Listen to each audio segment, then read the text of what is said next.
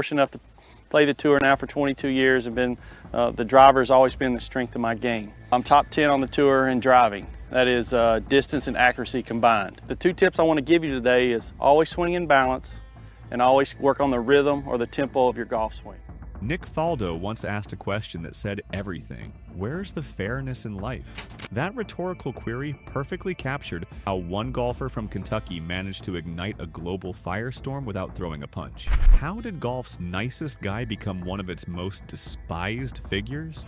The answer lies in a controversial decision and a swing that looked like a cross-eyed lumberjack swinging an axe. 5 major figures in golf absolutely hated Kenny Perry, and if you're loving the story so far, give this video some hype. It really helps more fans discover it. By the end, you'll understand why 5 of golf's most powerful voices turned on this guy. To understand the antagonism, you have to travel back to 2008. Tiger Woods won the US Open at Torrey Pines on a broken leg and torn ACL. Following that triumph, Woods vanished to undergo surgery. The PGA Tour lost its son, and everyone was looking for the next big thing. The golf world expected Phil Mickelson, Sergio Garcia, or maybe Anthony Kim. Nobody expected Kenny Perry. But at 48 years old, Perry went on an absolute tear that defied all logic. He won the Memorial Tournament, the Buick Open, and the John Deere Classic. He climbed into the top 5 of the official world golf ranking. He was the hottest golfer on the planet. This Cinderella story should have been celebrated everywhere. Instead, his rise exposed deep fissures in professional golf. Perry's success was built on a swing that most establishment figures considered ugly, and a schedule that avoided international travel. As he racked up wins in the American heartland, gatekeepers of golf's traditions began to sharpen their knives. They didn't like what he represented. They didn't like his method. They didn't like that he was winning their way, not the proper way. Enter Nick Faldo, the first of 5 antagonists. Faldo is the ultimate technician, a man who famously dismantled his own swing at the peak of his career to rebuild it with David Ledbetter. He sacrificed years of performance for mechanical perfection. Faldo is cool, aloof, British, and deeply reverent of the Open Championship. He is everything Kenny Perry is not. Perry is the ultimate field player, self-taught, who aimed right, swung hard, and prioritized comfort above all else. The tension came to a head at the 2008 Ryder Cup at Valhalla Golf Club in Perry's home state of Kentucky. Faldo arrived as European captain, bringing sophisticated detachment. His captaincy was marked by strange tactical decisions and bizarre press relations. He famously brought a sandwich list to a press conference, which accidentally revealed his pairings. Then he tried to pass it off as a lunch order for tuna and beef. For Perry, the 2008 Ryder Cup was a religious experience. He had skipped the Open Championship specifically to qualify for this team. He wanted to win for Kentucky. Faldo viewed the raucous atmosphere of Valhalla with disdain. The U.S. captain Paul Azinger weaponized Perry's provincialism by pairing him with fellow Kentuckian J.B. Holmes in the opening foursomes to stir local fervor. This strategy was the antithesis of Faldo's aloof management style. When the U.S. team routed Europe, it felt like victory for the redneck style of golf that Perry embodied over the cool European approach Faldo represented. Following the defeat, Faldo's reputation was in tatters. In a Louisville hotel lobby, he barked, "Officially no more" at journalists, effectively resigning from captaincy. But the antagonism didn't end there. Faldo transitioned back to the commentary booth, where he became Perry's most persistent critic. Faldo's criticism was rooted in intellectual jealousy. Faldo had worked tirelessly to maintain his game, yet his body broke down. Perry, with his unorthodox swing and loose technique, competed at high levels well into his 50s. Faldo revealed his frustration when he asked, how come he still has that putting stroke at 53? Where's the fairness in life? To Faldo, Perry's longevity was an affront to golf's natural laws. Perry did not do things the right way. He did not have a textbook stroke. Yet somehow, the ball went in the hole. Faldo's commentary highlighted Perry's technical flaws with a tone suggesting Perry's success was temporary. Faldo's disdain was deeply aesthetic. In golf commentary, there is a bias toward pretty swings. Adam Scott has a pretty swing. Tiger Woods has a pretty swing. Perry's swing was unorthodox and ugly. It involved a massive lift of the arms and rerouting of the club that violated every principle Faldo had learned. For a purist like Faldo, praising Perry required abandoning fundamental beliefs about technique.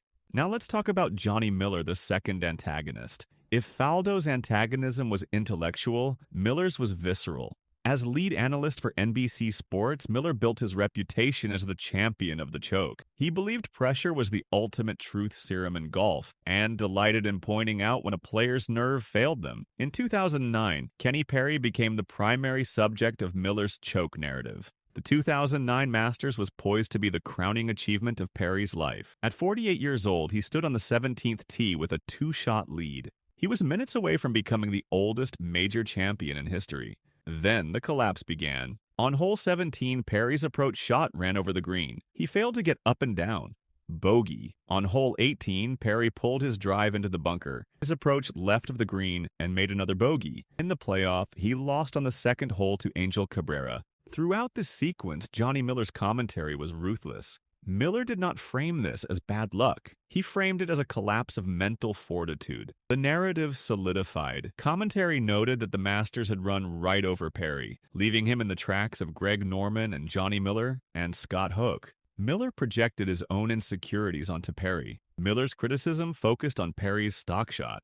Perry hit a high draw, aimed right, and turned it over every time. Miller viewed this one-dimensional approach as a fatal liability under pressure. When Perry hooked his drive on the 18th playoff hole, Miller felt vindicated. To Miller, Perry's swing was smoke and mirrors, compensations that held up during regular events but would shatter under major championship pressure. Miller's defense for his harshness was always honesty. He claimed to say what others wouldn't, but with Perry, the criticism felt personal because of Perry's nice guy persona. Perry was sharing the story of his dying mother. He was trying to win for his father. Miller ignored the sentimental narrative and focused entirely on forensic collapse analysis. By cementing the label of choker onto Perry's name, Miller denied him the dignity of a hard-fought loss. The third antagonist is Greg Norman, the great white shark. Norman's antagonism operates on a geopolitical level. Norman has always envisioned golf as a global dominant sport. He traveled the world, winning significantly in Europe, Australia, and America. He viewed the world in world golf rankings, literally.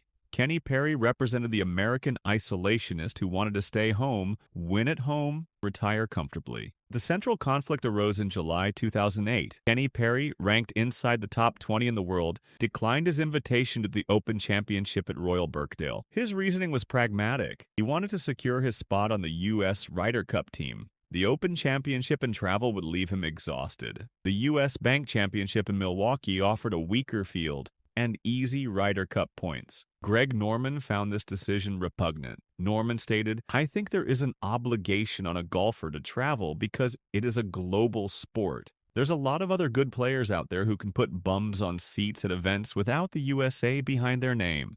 Norman viewed Perry's decision as betrayal of the sport's ecosystem. Major championships are the pillars of the game. For a top-ranked player to skip one to play Tier 2 events in Milwaukee was cowardice and greed. Norman's criticism highlighted a double standard. American players spoke about growing the game, yet refused to leave the United States. Perry became the poster child for this hypocrisy. While Tiger Woods played globally, Perry refused to play even for history. The irony was rich.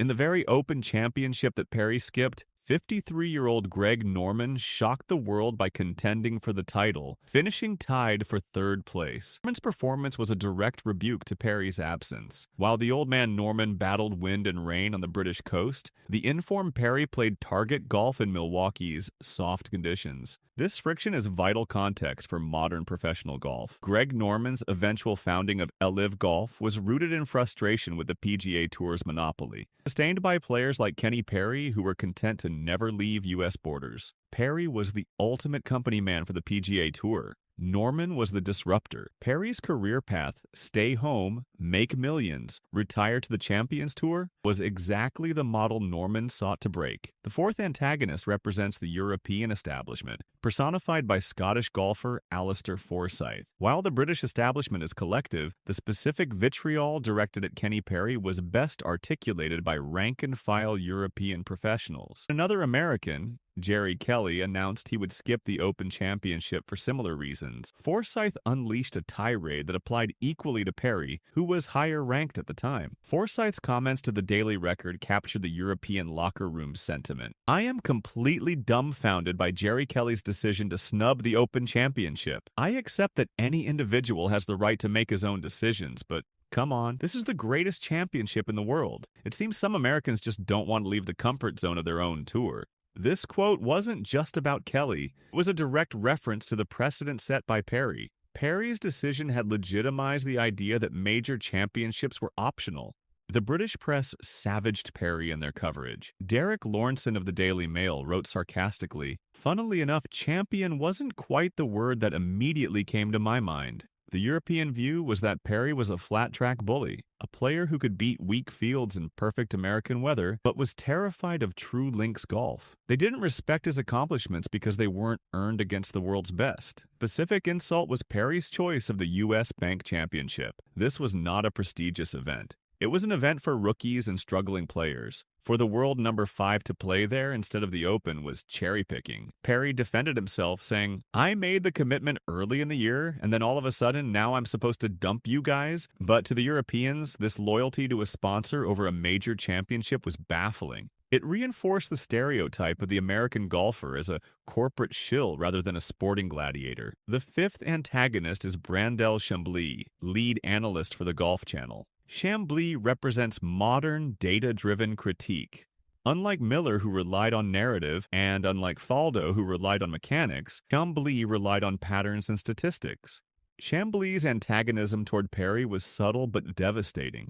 He often used Perry as a case study in mental fragility. Chambly's analysis centered on the idea that nice guys finish last in majors. He deconstructed Perry's A.W. Shucks demeanor, suggesting it was a defense mechanism to avoid the ruthlessness required to win at the highest level. Chambly pointed out that Perry's collapses were not accidents. They were statistical inevitabilities for a player with Perry's profile. Perry was a poor closer. Chambly highlighted his failure to close 54 hole leads in majors. He often analyzed the hangback move in Perry's swing, arguing that under pressure, Perry would fail to transfer his weight properly, leading to the hook that cost tournaments. While Chambly criticized players for arrogance, in Perry's case, he criticized the arrogance of comfort. Chambly, a former grinder who fought for every check, seemed to resent the ease with which Perry accumulated wealth while avoiding the game's hardest tests. The snub of the Open was often cited by analysts like Chambly as proof that Perry lacked the fire of a true champion like Tiger Woods.